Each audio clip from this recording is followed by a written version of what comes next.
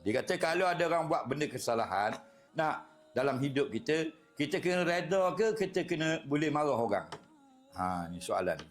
Dia tak faham sebenarnya. Semua benda adalah takdir.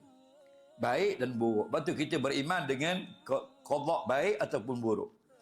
Kaya, miskin, sehat, sakit dan sebagainya. Nah, semuanya kita reda ketentuan Allah. Tetapi perkara yang patut kita marah, kita marah. Faham? Bila orang rompak kita, samun kita, ambil harta kita, kita kena reda. Tapi bukan tak report.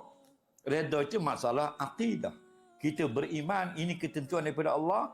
Allah putuskan aku hari ini ditipu oleh kawan aku RM10,000. Faham tak lagi? Aku reda dengan ketentuan ini. Hak tu di syariat kita pula, kita ambil balik duit kita. Bukan orang colek ambil bini kita depan kita, ambil pimpin anak kita masuk dalam lori. Kenapa tak kerja? Reda. Tu bukan reda, tu bodoh. Faham tak lagi? Reda ni hati menerima apa yang diputuskan musibah hari ini berlaku pada hidup aku, berlaku dalam keluarga aku. Tetapi kita berikhtiar. Benda yang marah, kena marah. Benda yang kita kena rampas, kena rampas. Faham tak lagi? Dia lagu tu, jangan salah faham.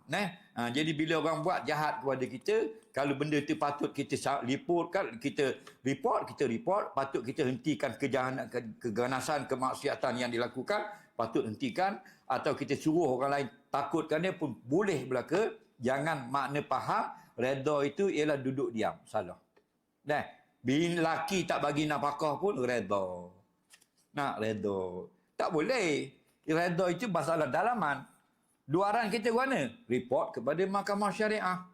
Suami tak bertanggungjawab, tak beri nafkah, supaya dipanggil suami itu ke pejabat untuk dikonseling, untuk dinasihatkan. Faham?